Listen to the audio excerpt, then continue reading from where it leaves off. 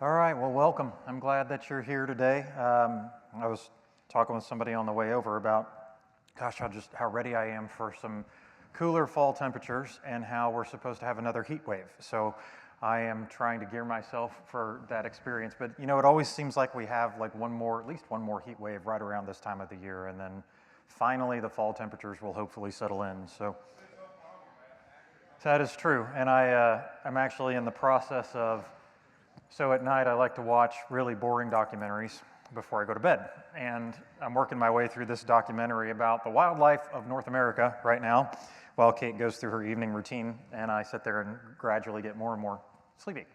So as I made it to the part of North America that deals with the Great Plains, one of the things they said, this is a long intro for something that's really anticlimactic, but they were like, people who live where we live have to be ready to experience all four seasons within the course of a day. And all the places that I have lived, people will say things like that. You know, that phrase that if you don't like the weather, wait 5 minutes and it'll change. I've heard that in every place that I've lived, every place. It's only been true here. So I'm enjoying some of that. All right, we are getting ready to work our way through today, chapter 27. We will be here this week and next week, so this Thursday and next Thursday. But as I mentioned before, Kate and I are doing some traveling this month. We are taking some time off. We have a lot of birthdays that collide around this time of year, and these happened to be some of the bigger birthdays for us. And so we're going to do a little bit of traveling. So I'm here this week and next week. I'm here, and by that I mean Thursday. So today and next Thursday. I'll be leading worship this coming Sunday. We are going to share Holy Communion this week in both of the services. You'll notice probably just a couple of things that'll be different about the order of worship in the Foundry service, if that's the one that you attend. We're going to use some of the traditional liturgy that we've used before, and we'll have a way for people to come forward and take communion, but I'll explain all of that Sunday. What I really want to share with you is that for the 2 Sundays after that I'll be traveling, which as far as I know is the last time I'm doing that this year. You're going to have the opportunity to hear 2 preachers whom I just think are fantastic preachers. I had the opportunity, I was on the Board of Ordained Ministry for the United Methodist Church here in Oklahoma for like 8 years. And so I had the opportunity to interview a number of candidates who were going into the ministry process. 8 years is obviously almost a decade. So one of those people that I interviewed has already gone on to get her doctorate after being ordained. She now works for Oklahoma City. In fact, both of the people I've asked to come work for Oklahoma City University. The second of the 2 is Reverend Dr. Tiffany Nagel Monroe. She'll be here on the 25th of September, and she's a fantastic and innovative speaker. You definitely will not want to miss that. She earned her doctoral degree from a seminary in Washington, D.C. She's very intelligent, very well-spoken, and is responsible for what I think is some of the greater innovation that's been done in ministry here in Oklahoma. So she's definitely worth listening to. And her husband, Tate, is a lot of fun to get to know. You're going to love Tate, so come and just meet them and listen to her. Week before that, which is the 18th, you're going to have a chance to hear Reverend Allie Shahan. Allie and Adam used to work at More First, and they also, Kate and I have known them so long that Kate and I were their camp counselors when they were in high school, and they went to church camp here in Oklahoma. So we've kind of known them for a long time. We've followed them all the way through their careers. Adam is ordained now. He's just started his doctorate. He is currently the lead pastor at Wesley United Methodist, which is in kind of north Oklahoma City on 23rd Street. Allie just got commissioned, so she is actually among the last people that I interviewed. If that's all Greek to you, ministers get commissioned for about 2 to 3 years before we get ordained. It's kind of like a probationary period. So she's just been commissioned, which means she just got her reverend title, and she's very excited about it. She's a great preacher and is also working at Oklahoma City University. She had previously been the assistant pastor at the campus ministry, the Methodist campus ministry up in Stillwater at Oklahoma State University, and did some great things there. She's extremely relatable and engaging, very easy to talk to. You're going to love talking to her while she's just hanging out on Sunday as much as you will love listening to her preach. So we've had some excellent preachers already. Really grateful to both Gary Clark, who preaches here often and leads in other ways, and also Randy Silver. Randy had not been able to preach in quite some time. We were able to bring him back this past weekend, and I'm grateful for him as well. So I have a couple of more wonderful preachers for you to hear this fall. So put that on your calendar, make sure you're there. Celebrate communion this week, and then 2 weeks of awesome preaching, and then I'll be back. Which sounded better in my head than it did when it came out of my mouth. All right, so we're in chapter 27 this week. Let me give you just a couple of reminders that I haven't shared for a while. If you're new to us, whenever you are, I'm glad that you're here with us. This is a Bible study, which means a couple of things for me. When I am preaching, I am going to be, I always begin sermon prep by asking God what God wants me to tell God's people. I was told to do that by my mentors. I pass that on to the people that I have had the chance to mentor in ministry as well. But what that means is I am looking for the kind of practically oriented message, hopefully something that is likely going to make you think about what you believe, who you are, what you're doing, and where you're going in the context of your relationship with God. Hopefully that can be put into practice within the next week. That is a sermon, right? When I teach a Bible study, part of what I'm trying to do is provide more information about the text, the biblical text, to help you to better interpret it. Because all people interpret the biblical text, and we all do that through the subjective lenses of our own history, culture, our upbringing, and the experiences we've had in life, along with our own education, whatever that's been. And so that the way in which you interpret the text is incredibly important in terms of how your faith development works. One of the most critical mistakes that we tend to make when we encounter the biblical text is a belief, one, that we are interpreting it objectively. We're not. Just like everything else we interpret in life, we filter what we process through the lens of our culture and experience, through the lens of our education, through the lens of our upbringing, which is intimately connected to our culture. We do the same thing with the scriptures. So on the one hand, one of the mistakes, very critical mistakes that we make, is in thinking that we're approaching it objectively. We're not. We're approaching it very subjectively. The other mistake that we make often with biblical interpretation is in believing that everybody else does or should interpret it exactly the same way we do because the meaning is so obvious, right? And we'll say that. Usually that comes out in a phrase that sounds like, I know what my Bible says and nobody's going to tell me otherwise, right?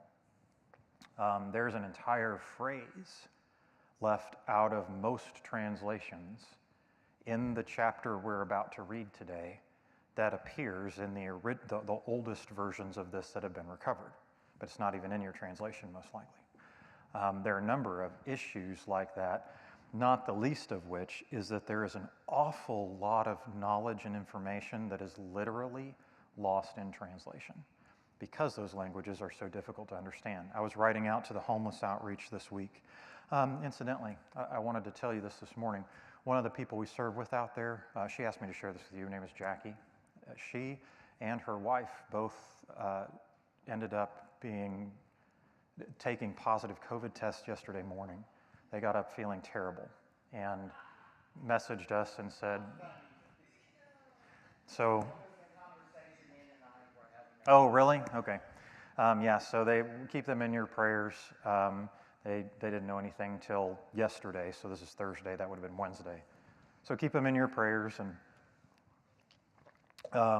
you know, there are probably very few of us who have not yet come down with that, vaccinated or not. I've been vaccinated as many times as possible, and so has Kate, and we still ended up going through that this past year in our home. Okay. So the couple of issues we run into with biblical interpretation are thinking we approach it objectively and thinking that everybody else interprets it the same way that we do. It is, you know, my Bible, it's obvious. I was writing out to the homeless outreach this week with one of our new volunteers out there, He wanted to pick my brain about theology because he's just very interested in theology.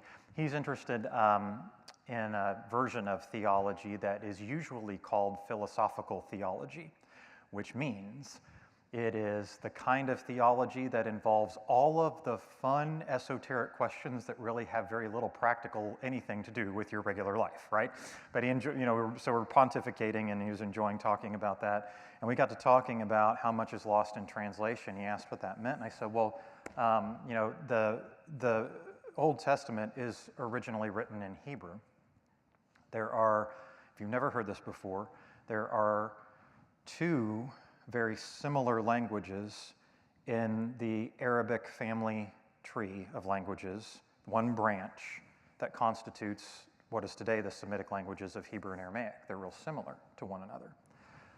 So similar that when you hear people say, well, that Jesus spoke Aramaic, right, or the Old Testament was written in Hebrew, the best way I've come to understand that and teach it is that Aramaic and Hebrew are essentially like comparing British English to American English. Very mutually intelligible, easy to understand both of them. Originally, the ancient Hebrew that the scriptures are written in, which is a version of Aramaic, people will get that wrong often, was completely lost to history and had to be reconstituted by biblical language scholars. So I've brought in, how many of you have seen the Hebrew Bible that I have brought to Bible studies from time to time? So you know that it's what's called a syllabaric language. Modern English and Greek, ancient Greek and modern Greek, are alphabetical languages. What that means is we have an alphabet where there's a letter, and that letter corresponds to a sound. And you put those letters together to form syllables. The syllables form words, right? A syllabaric language works differently, where the pictures that are drawn are not letters. They're pictures that represent an entire syllable, not the letters that make up the syllable. So ancient Hebrew is a syllabaric language, but interestingly, when it was originally, I would say rediscovered is probably a better way to say it, and scholars tried to figure out how to translate it. There are no vowels in the way that Hebrew was written. So the only syllables that were put in were consonants. They were consonant syllables with no vowel structure whatsoever. So when you look at Hebrew today, ancient Hebrew, you'll see a series of dots or slashes above or below the consonant syllable sound. Those dots and slashes were added by the scholars who reconstituted or reinterpreted the language. They're not original to the writings. They're added, so when you see my Hebrew Bible again, I'll bring it sometime, look for those dots and slashes. They'll be above or below, they work both ways, the consonant picture. Consonant picture is original, dots and slashes are not, because the scholars needed a way to add the vowel sounds that would help the syllable or the word to make sense, right? Why am I saying all that? Because as complex as that is, when trying to translate those words into English, whether it's the ancient Aramaic/Hebrew from the Old Testament or the ancient Koine Greek from the New Testament, you do not get a one-for-one translation. You can't do that. Does anybody speak another, like one of the other Romantic languages, even a little bit? Maybe you took it in high school, like German or Spanish or French or something like that. Okay, few. I took German when I was in high school. I would not say I speak it fluently, right? But with something like one of those languages, you can get a pretty close one-for-one translation. Like you can translate a sentence from German into a sentence in English. Der Hund is dog, right? Pretty easy to figure that out. Well, you can't do that with ancient Hebrew and ancient Greek. You have to read the entirety of a passage, get the meaning of the passage, then rewrite that passage in a different language. Because if you translate, sometime I'll do this for you and I'll show it to you, but if you translate just ancient Greek from the New Testament or something like that, directly from the way it's written into English, it almost makes absolutely no sense whatsoever. So you have to read the whole passage, get the meaning, retranslate it. Because of that, when it's translated, and this is one of the reasons for newer translations over time, you see those works translated from like the ancient Greek into something close to a more modern vernacular of English. What does that mean? People don't speak the same way today that they probably spoke when you were a kid, right? The language, the way language is used changes. So there are probably slang terms from when you were a kid that are not in use today by anybody other than you and your group of friends because you're still using them, right? In fact, on social media, I follow this couple who's about my age, and they translate the slang terms from Generation Z, most of which make absolutely no sense to me whatsoever. When my children and their friends come around, apparently there's one slang term, and I believe it's cap. It's either cap or no cap or something like that. And they say it all the time, and I'm still not sure what it means. I'm not entirely certain what they're saying to me. And just out of curiosity, for anybody here, is the use of that slang term, what I just said, is that the first time you've heard that? Yeah. Okay, all right. That just makes me not feel so bad, so thank you for that. What do I mean by that? So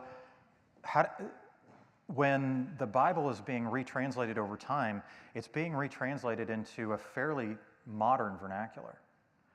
So you'll get, let's say you're reading a Bible that's a translation, and this is actually one of the biggest issues with the King James Version. The people will be like, oh, the King James Version is the original version, or it's actually not, but it's the original version, or it's what that means is it's what I grew up with, which is awesome. Use the translation that works for you. But know that English words are not used the same way. They don't mean the same thing today that they meant 50 years ago, 100 years ago, 200 years ago. The use of those words changes. Perfect is probably one of the better examples of that. The Greek word teleos is often translated to perfect, or it used to be. Back when the word perfect meant complete, now perfect means something closer to I don't make any mistakes. And so the word teleos in some of the more modern translations of the Bible has been translated away from perfect and towards something like complete. You'll find that in Matthew now. Words that were once, teleos was once translated as perfect, now it's normally translated as complete. Why? Well, because when the word perfect meant complete, and this would be anywhere from about 200 years ago to maybe 60 or 70 years ago, then people would read that and they'd read perfect and they didn't think, I don't do anything wrong. They read the word perfect and that word communicated wholeness or being complete. Not having a good way emotively to say that would be not feeling like there's an emptiness in your chest. Very different from the word perfect used today that means I never make any mistakes of any kind. Well, if that's the difference in the use of that word, then the passage that word is contained in, let me give you an example. Be what? Therefore as your heavenly Father is what? Be perfect. Therefore as your heavenly Father is perfect. Has a different meaning if the word perfect in English is a word that means complete versus the actual word that I'm using now that means complete. Or a word like perfect is used today that means I never do anything wrong. Here's what I mean by that. Because the Greek word there in that phrase is teleos. And teleos means wholeness and completion, right? So here's the thing. If I'm going to say that, let me translate the phrase the way it was once intended versus how it's used today. We use the word perfect. Never make any mistakes, therefore, in the same way that your heavenly Father never makes any mistakes. Versus, pursue, and this is how you would have to translate it from Greek to English. Pursue a sense of wholeness, therefore, in the same way that your heavenly Father brings about wholeness. Those are two very different messages, which lead to two very different spiritual pursuits.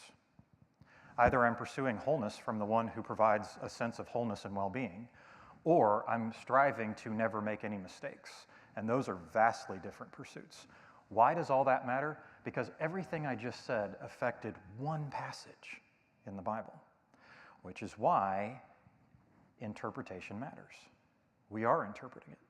We're interpreting it not only based on what your experiences in life, your education, your upbringing, your family relationships, your culture, whatever, are, but you're also interpreting that based on how you naturally interpret the words in English that are used to communicate the ideas, which means everybody doesn't naturally think the same thing you do when they read it, which is one of our issues with interpretation.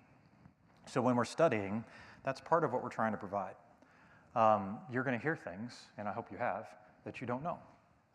Because part of what we're doing is taking a look at things like what was common in the time period. What do we already know about the history of the people and their culture and the context in which they're writing?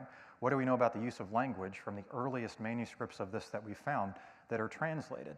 We always have to remember, particularly here in North America, that we are the result of a missionary effort from another religion, which means that what you and I are reading is not the original text. It's a text that was translated for a missionary purpose by the original, from the original text of the religion.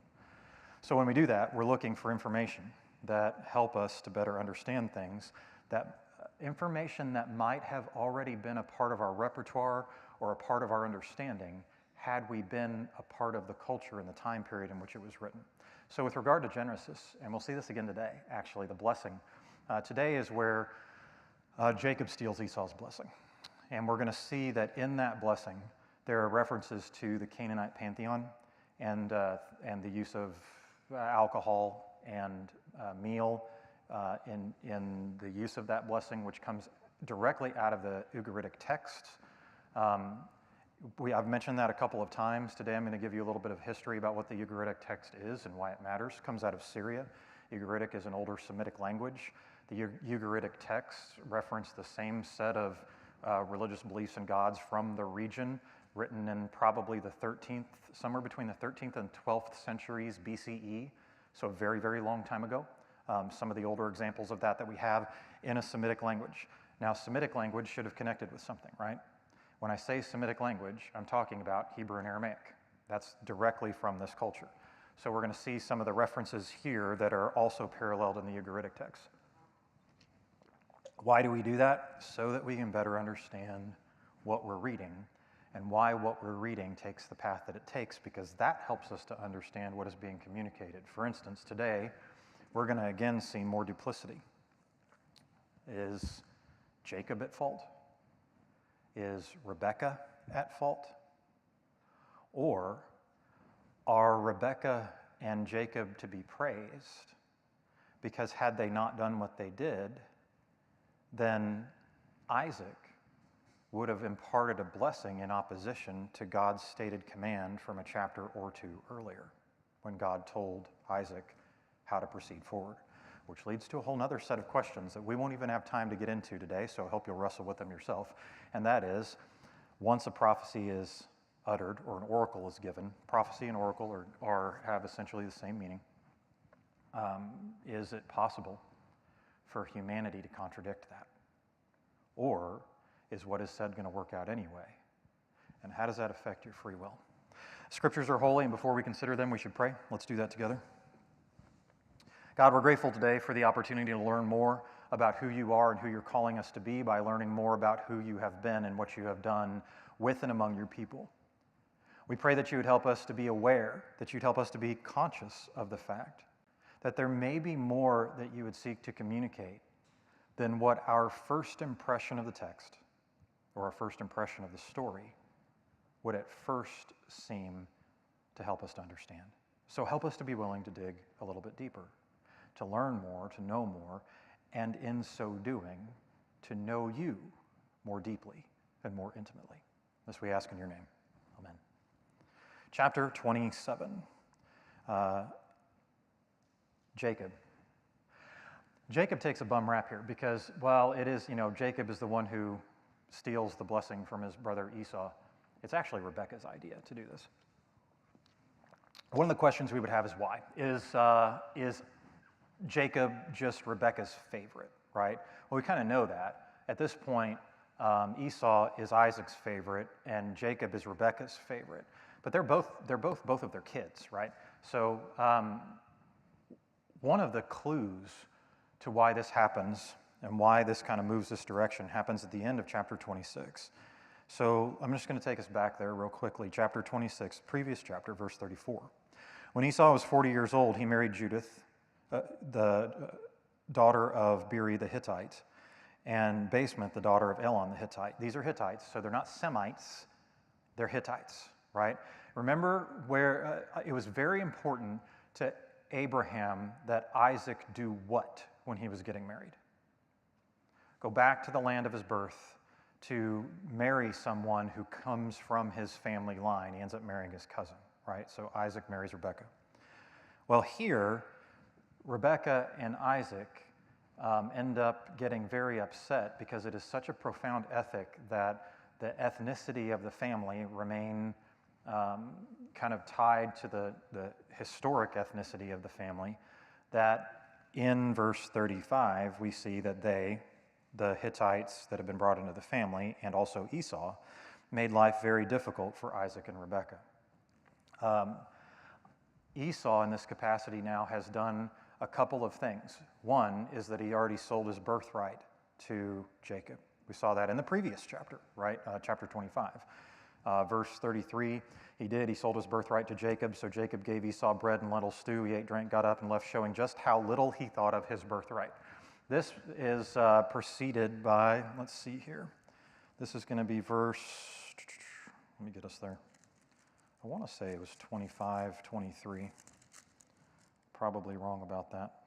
Chapter 25, verse 23. Okay, I guess I was right about that. So this is where God issues an oracle or prophecy. Again, the words are mostly interchangeable, about the relationship between Jacob and Esau that is yet to come. Chapter 25, we've already studied this, verse 23. Now, God says this to Rebekah. So Rebekah is the one who sees things unfolding later and realized that if Isaac imparts a blessing to Esau, that will be in contradiction of what God told her that God wanted. There's some discrepancy about whether or not Isaac even knows this, but here is the oracle that God issues to Rebekah. So she went to ask the Lord, and the Lord said to her, 2 nations are in your womb. 2 different peoples will emerge from your body. One people will be stronger than the other. The older will serve the younger. Remember that when we see the blessing that's about to be given in just a minute. But who is the older here? Between Esau and Jacob, who's the older of the 2? Esau is. And so if Esau, another thing we need to know about the blessing before we get into this. One of the things that sometimes Christians struggle with this, and we struggle with this because we're, again, interpreting this in the context of our culture, is why is the blessing a big deal, right? Why can't, if Isaac accidentally blesses Jacob, why can't Isaac just go ahead and bless Esau? What is the big deal about that? Well, the fact that we're looking at in our through the lens of our culture indicates a couple of things. One is that we've been taught that words have absolutely very little to no power. You were taught that when you were a kid with the best of intention, because people didn't want you to have your feelings hurt when you were made fun of. You've heard my stories about that from the pulpit sometimes. You were taught that with a simple rhyme. Do you remember how it goes? Sticks and stones may break my bones, but, right. We've also been taught that actions speak louder than, right. Now, both of those lessons are good lessons, right? And the intent behind them is decent. But one of the, even actions with good intentions sometimes have unintended consequences. One of the things you hear me say is that we can cause harm even when our intentions are good. Some of the unintended consequences of those 2 phrases are that they have caused us to forget just how much power our words have. I went to a conference once where I heard somebody say that, we've been taught that actions speak louder than words, but words are actions. Speaking is an action, and it's an action that we take that has a specific purpose, and that purpose is to both communicate information and to motivate people to action. And in that sense, the words we speak are some of the most powerful actions that we take, because some of the most powerful actions in human history have been motivated by spoken words. which makes sense. So what is that? One of the issues that we get out of this passage is you and I today probably undervalue a little bit the power of spoken words. The other is that once spoken, they cannot be taken back. You can be forgiven if you've hurt somebody's feelings, but you cannot unspeak what you have said, right? What you have said is said. Can't take it back. You can apologize, that's great. You can show remorse, that's great. You can be forgiven, that's great. But you can't undo the spoken word that has been spoken. It has been spoken, right? So that's one thing. And that's just for kind of our benefit in interpreting things. But the other salient point about this, why can't Isaac just go ahead and bless Esau? We know it's just a blessing, right? For us, that also shows how much we undervalue the concept of blessing, which is itself probably a theological issue for us to better understand. Maybe when we seek to bless someone in the name of the God that we serve, there is more meaning in that than we give it credit for.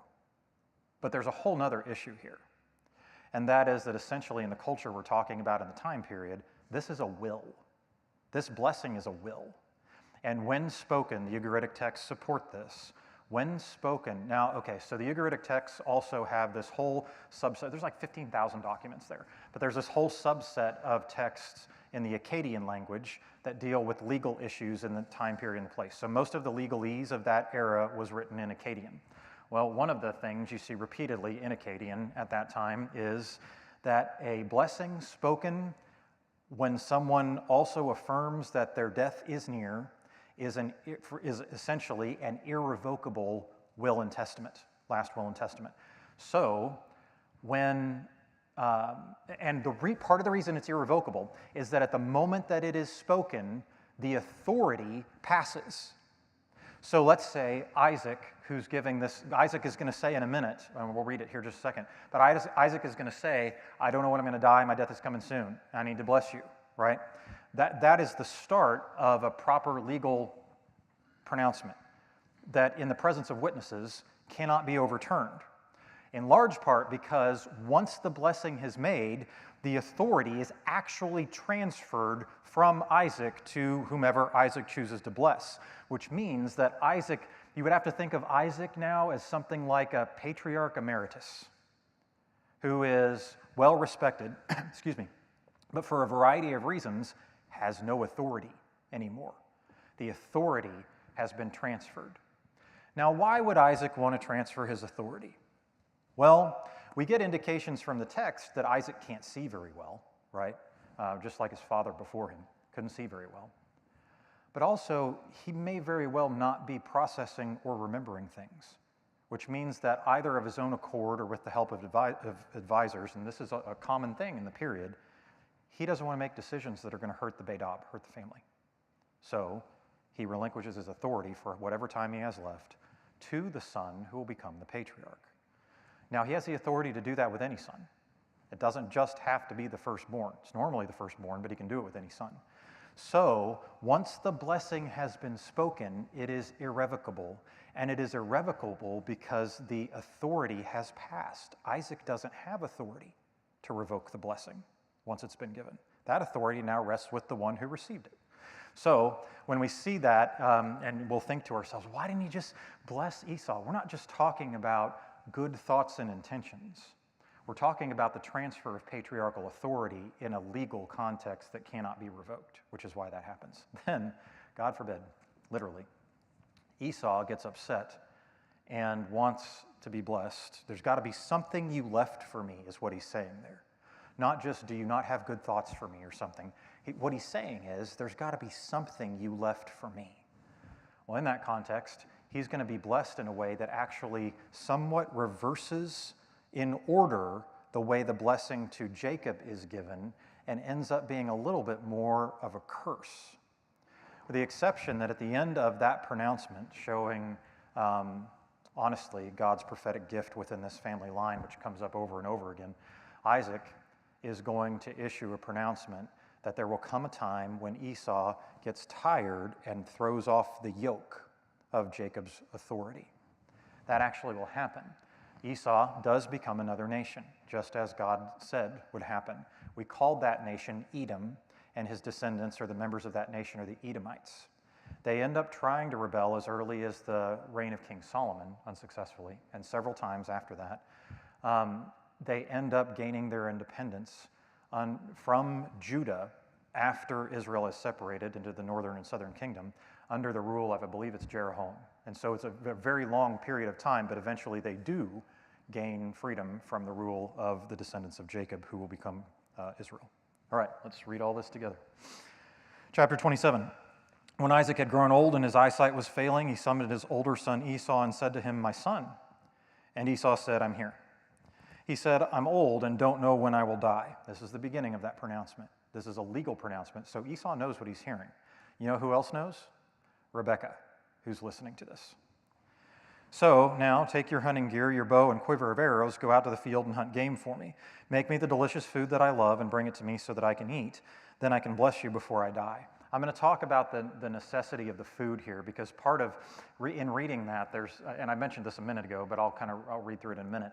There's this, like, why does he want to eat? You know, what does that have to do with anything? Just get the blessing, dude. No, it's a part of the process, and I'll get there in a minute. Now, verse 5, Rebekah was listening when Isaac spoke to his son Esau. Now, there are a couple of issues here.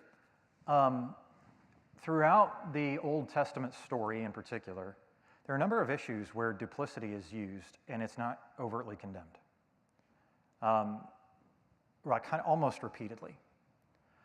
Some of that you see mirrored in a whole lot of ancient texts, and in particular, ancient origin myths from different cultures.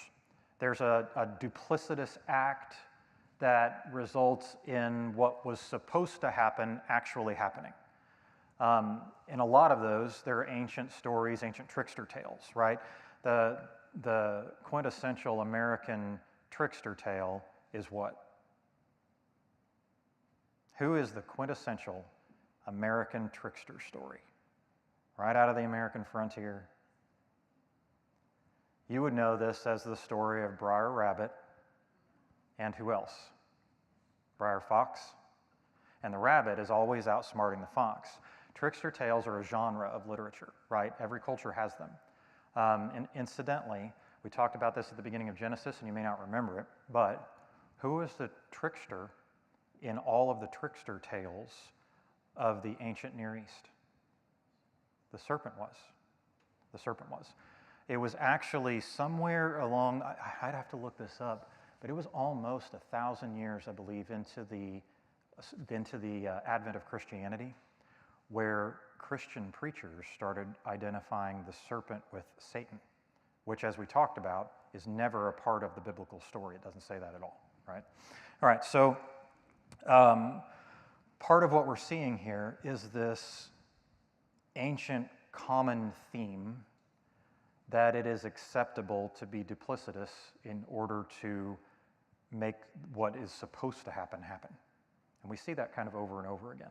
Now, we don't like that idea, and that's probably worth unpacking, probably more in the context of a sermon than in a Bible study.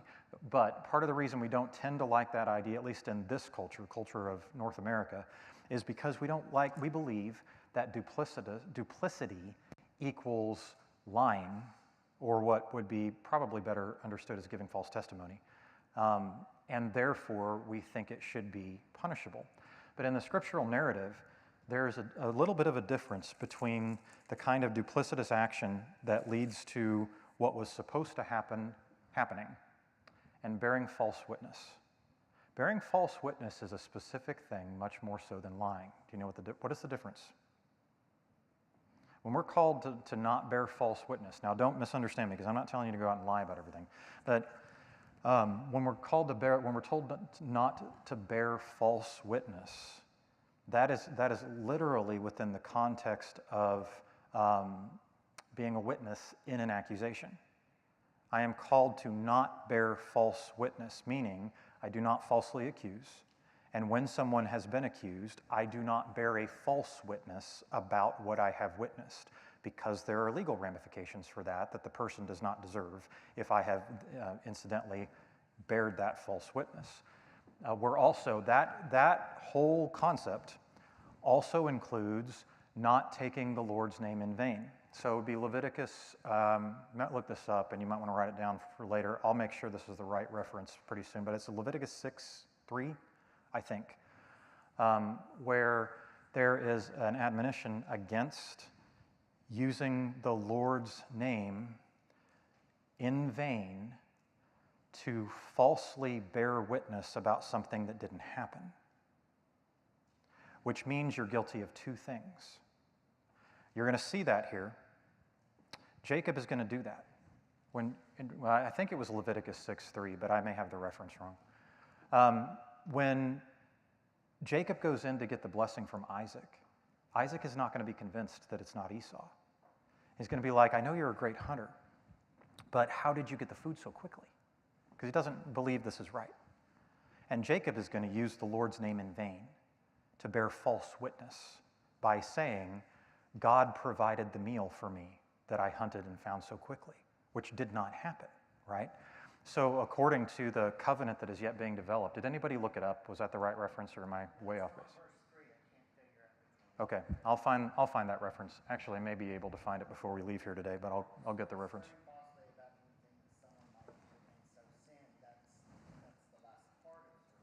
Okay. I will find that. I'll find that, and I'll have that one for you by next week, because that came up in my reading, and I need to remember what it is. All of that said, there's two sins here, and one is bearing false witness, but the other is using the name of the Lord in vain to bear that witness. Those are two different things going on.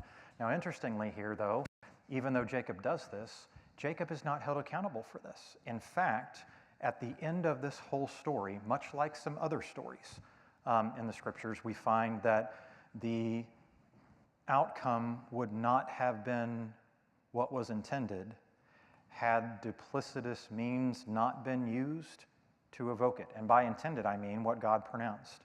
In this case, Isaac in particular would have gone against what God stated was going to happen by blessing Esau instead of blessing Jacob, which leads to an interesting discussion that I don't have time for about whether or not the ends justify the means.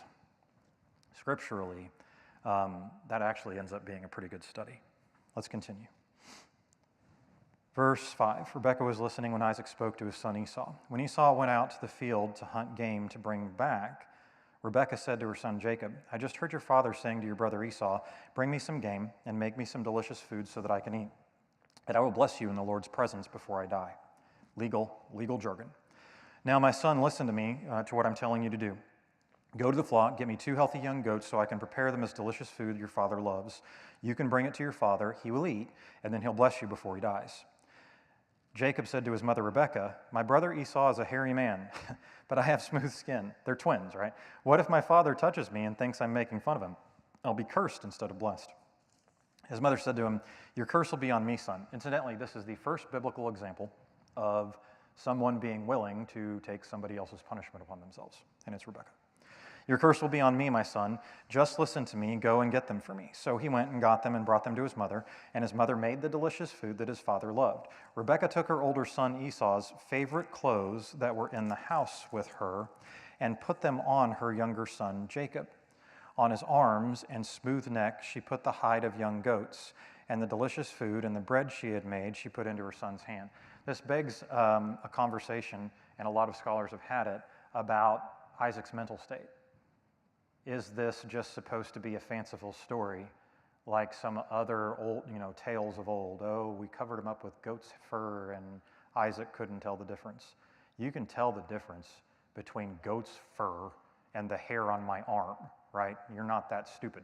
But it does lead to questions about the mental state of Isaac, and perhaps part of the reason why he was ready to transfer authority, because he may actually not be processing things very well, right?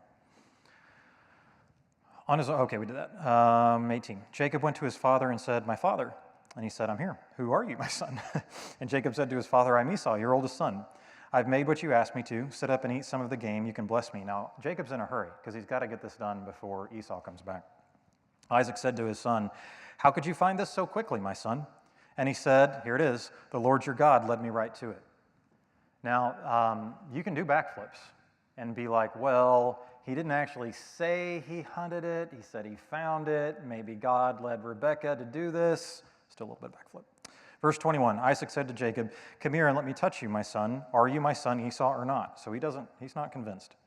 So Jacob approached his father Isaac. Isaac touched him and said, the voice is Jacob's voice, but the arms are Esau's arms. Isaac didn't recognize him because his arms were hairy like Esau's arms. So he blessed him. Isaac said, are you really my son Esau? And he said, I am. Isaac said, bring me some food here and let me eat some of my son's game so I can bless you. Jacob put it before him and he ate, and he brought him wine and he drank. Some point we'll have a conversation about alcohol in the scriptures. We don't actually see that as being an issue in Christian culture until somewhere between the 14 and the 1600s. Prior to that, it was not really even a topic of conversation amongst Christians or our forebears. But let's take a look at the prevalence of the use of food and alcohol when a blessing is being given. So this comes from the Ugaritic texts, the ones I told you about a minute ago. There are a couple of important ones. One is called the stories of Bel. The other is the story of Keret and the story of Akkad. So listen to this. Now you remember that part of what we get in this in Genesis is that Yahweh identifies himself, reveals himself to be El, which is why then you have all of the El something references after that, and also the Yahweh references, because the people who lived in the region would have originally identified those as two different parts of a pantheon, but Yahweh's like, no, I am El, whatever. In fact, in the next passage, we're going to get El Shaddai. El Shaddai comes up in the next chapter, which means God of the mountain.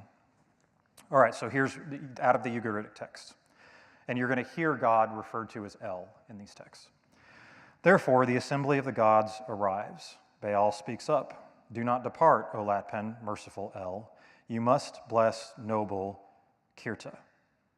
Must bless the godly lad of El. So we're talking about a request for a blessing from God.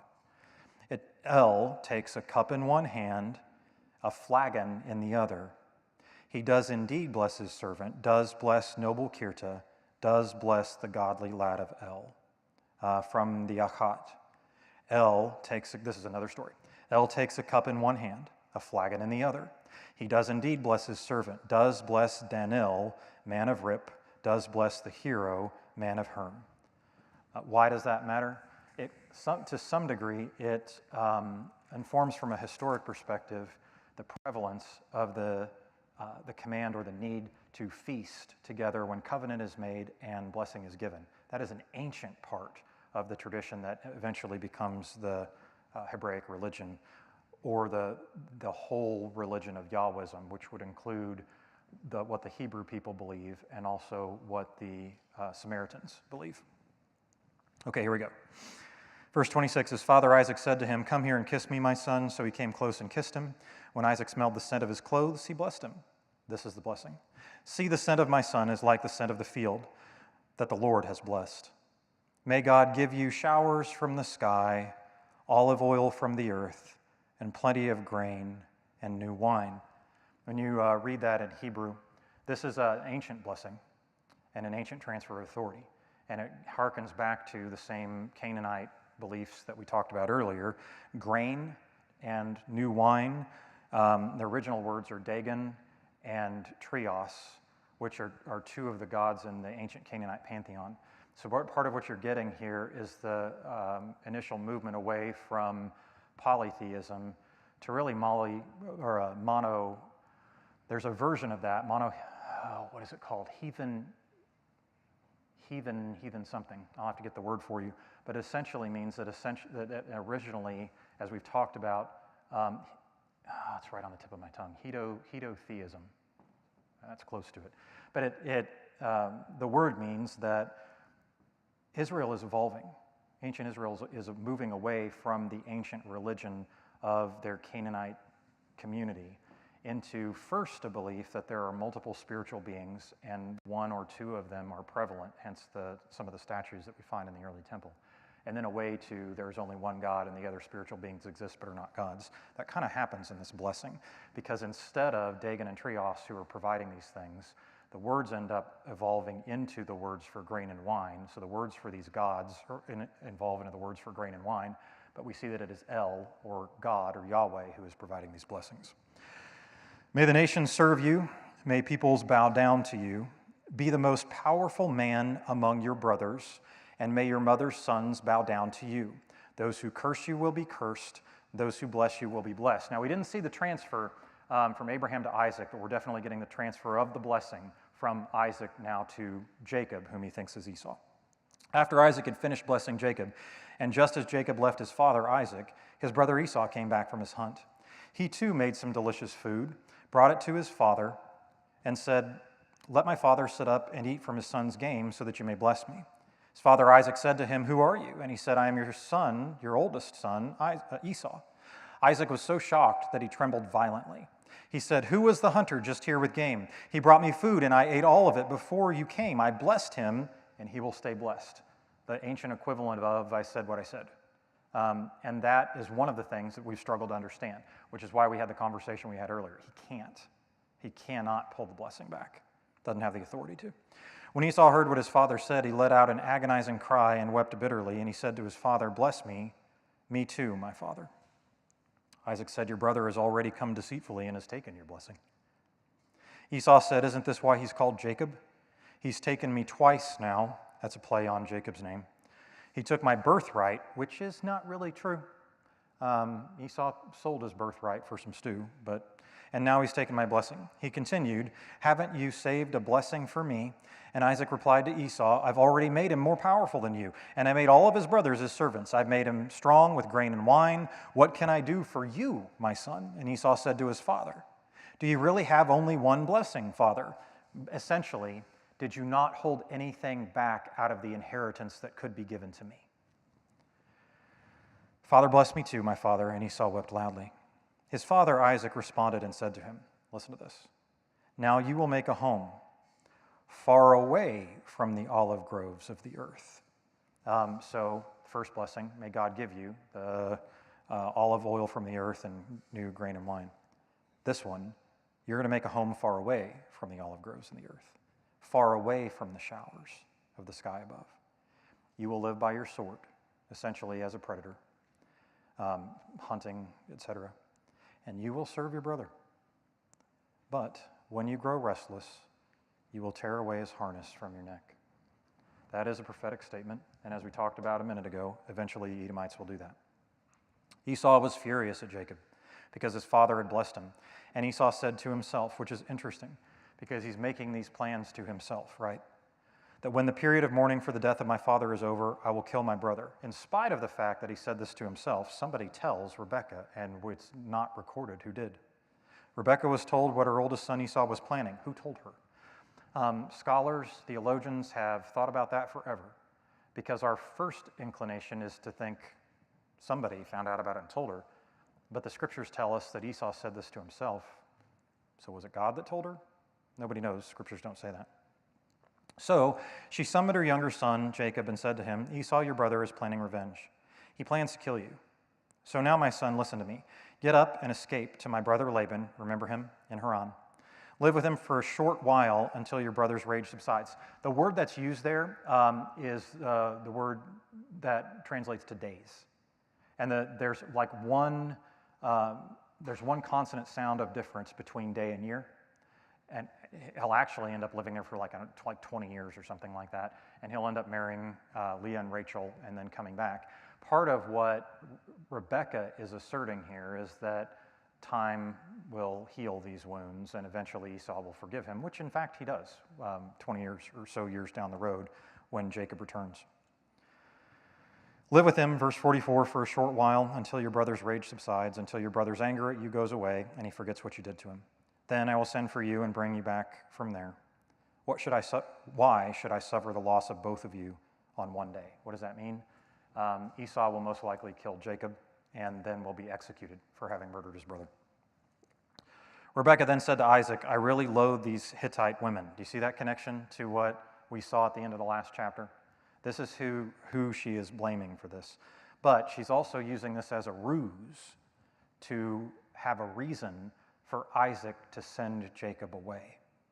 Rebekah said to Isaac, I really loathe these Hittite women. If Jacob marries one of the Hittite women, like the women of this land, why should I go on living? The phrase, I told you there's a phrase that's omitted from most of these translations. And it is at the beginning of that. So at the beginning of verse 46, Rebekah then said to Isaac, does your translation, you probably have different translations than I do, say anything other than something like, I really loathe or I hate these Hittite women? With the Hittite women? Weary of the Hittite women? Say again? Sick and tired, right. Same kind of concept. Interestingly, in the Hebrew, there is a phrase before it that says, I am extremely frustrated with my life right now. I really loathe or I really hate these Hittite women. Totally, almost always omitted from the translations. I've never, ever seen a reason as to why. And I'm not entirely aware of other instances of that occurrence in the scriptures. But when you read that, when you translate it from Hebrew into English, there's a whole phrase there where she simply says, I'm incredibly frustrated with my life right now. That connects pretty well to her threat at the end. If Jacob marries one of these women, why should I go on living? So she's essentially threatening. She's going to unalive herself if Isaac doesn't send Jacob away to find a spouse in their homeland. All right, that takes us through chapter 27 and into chapter 28. We're right at about an hour, but what questions? Do you have any questions or thoughts?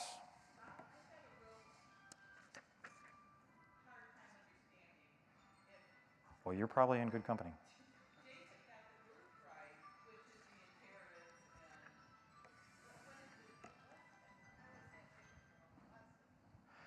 That's a good question. How is the birthright that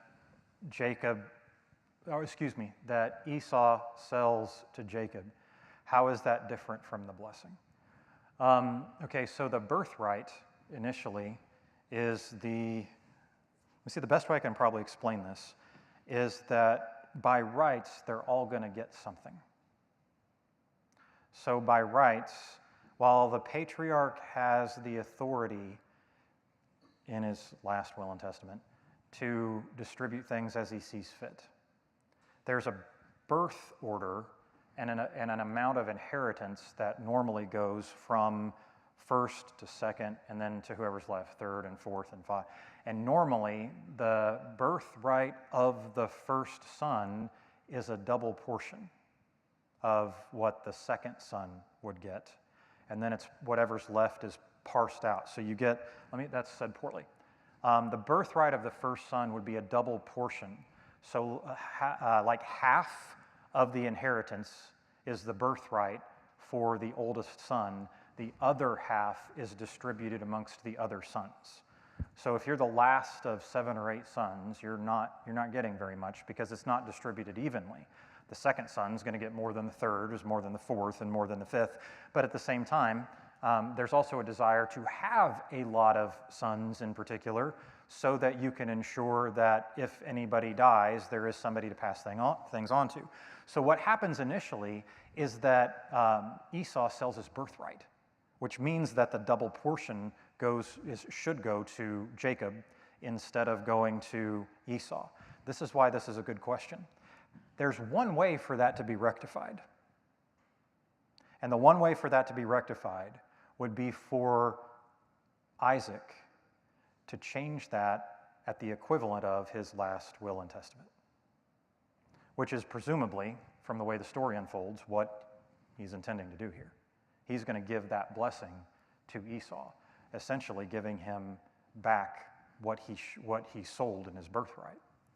So for Esau, that's kind of his way out, right? It's kind of his way of rectifying things. What ends up happening is that in that blessing, from the way that it is worded, Jacob ends up getting more than was initially allotted for the oldest son anyway. So Esau actually is now worse off than when he had originally sold his birthright, if that had been how that worked out. So I apologize if that's confusing. So what that means is this blessing at the end of life is the way that Esau would have gotten whatever back. Does that make sense? Hence part of the reason he's so upset. If I need to explain that better, please, I will do the best I can. I know it's confusing. Yeah. So, who was there to make the sale of the birthright a binding contract? Yeah, that's a good question. The question is, who is there as a witness? The Akkadian part of those Ugaritic texts indicates that that's done in the presence of witnesses.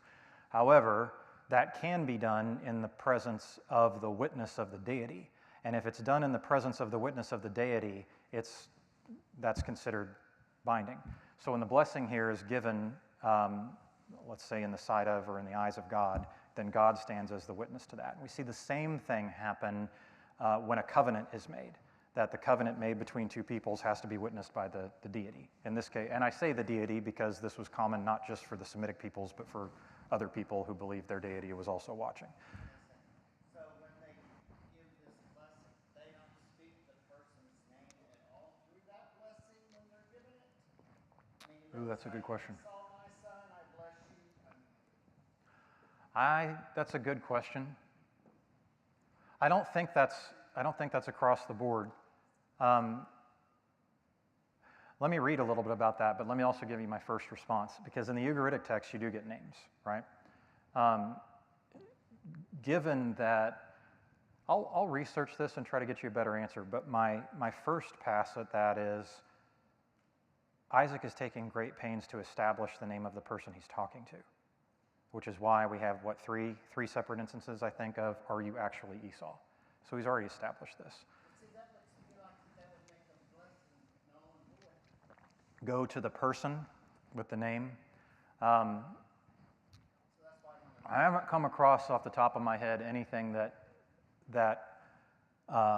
would say that the blessing goes to the name more so than the name is simply used to identify the person who's there. But I'll look into that. That's a really good question. Really good question. Other thoughts? You're like, no, this is clear as mud, and I don't even want to mess with my will right now. Maybe it's in the next chapter. I don't know, but Jacob is told, get out of town, basically, go live with your uncle. Laban. So he said, about 20 years before I believe that's right. I think it's about 20 years. relationship, or they heal it. So is Esau left to manage everything that Jacob owns? Good question. So again, we're about to see more duplicity with the marriage between, so many names. Jacob, who wants to marry Rachel, but Rachel's father ends up sending in Leah and is like, well, then just work for me a little longer and then you can have Rachel too. Because it's not common to marry off the younger before the older, tricking Jacob into that marriage, which brings again the idea of polyamory into I'll come right to you, into our conversations about scriptural correctness. But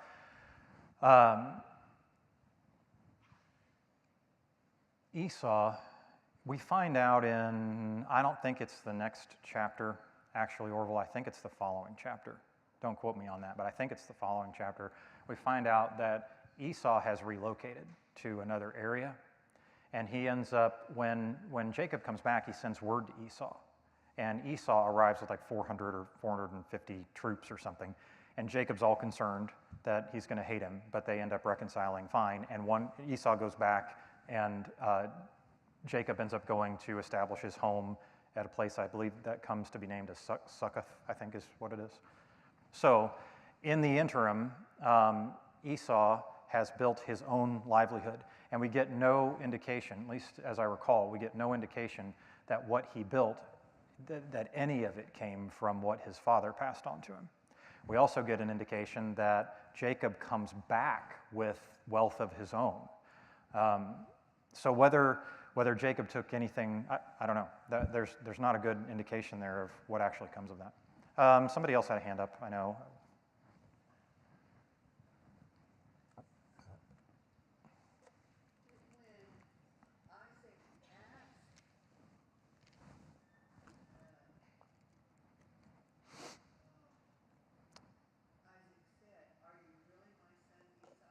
Right. Isn't that basically confirming to him that he was saying the blessing Yes. So that's So, the other part of my question. and the question is, and part of me, I don't want to delve into this too far until I can read about it some more, but I've been processing it in the back of my head.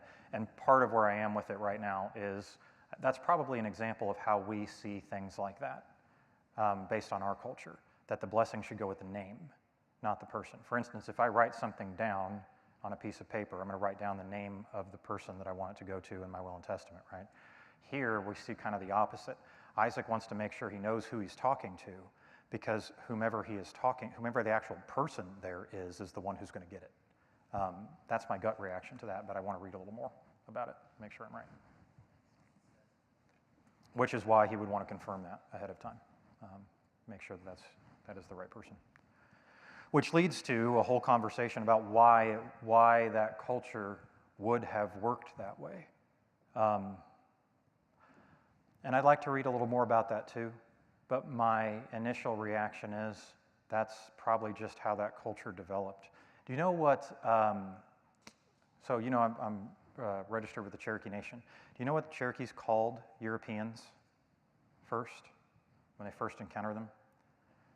Ani is a prefix that means people, or people group. So everybody is Ani something in Cherokee. The Europeans were called the Anigohele at first, which means the paper tribe. Why, do you have any idea why that would have been the case? Because there was this idea that something was valid if it was written down on a piece of paper. And Cherokees were like, why does that make something valid? You can write anything down on a piece of paper. Why does it make that valid? Sometimes cultures just kind of, my point is, cultures evolve the way they evolve.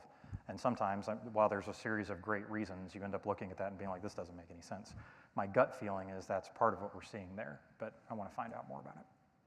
All right, anything else? A lot of great questions today. I know that's a lot of information to process too. We're moving into some really fun parts of the story that'll be fun to interpret, so we'll look forward to next week as we see more about Jacob's adventure. But for now, let's pray. God, we're grateful today for the opportunity to learn a little bit more about who you are by learning more about what you have done with and through your people. We pray, God, that as we process whatever it is we may have picked up today, that we would willingly do that in conversation with you, so that as a result of our time together, we might know you better. This we ask in your name. Amen. Thank you for coming.